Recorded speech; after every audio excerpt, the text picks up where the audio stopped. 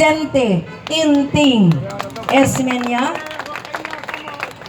Of course, kuyog pod ang akong mga kauban nga cluster heads gikan sa South District Cluster D, gikan sa Barangay Tisa, no less than Felix Cabornay, Ginhawa Delphine, Honorable Frances Espares.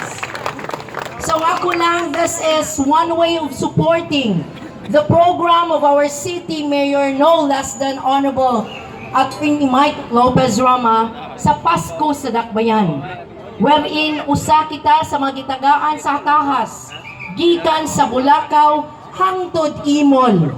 Kuyog nato si Vicente Inting Esmenia, Ma'am Jojo Lingaw-Lingaw nga tuasod sa Bulacau nga maglighting po sila ngadto, and ang tanang streets sa Cebu City ihatagan nagkahayag mao ni ang Pasko sa Dakbayan.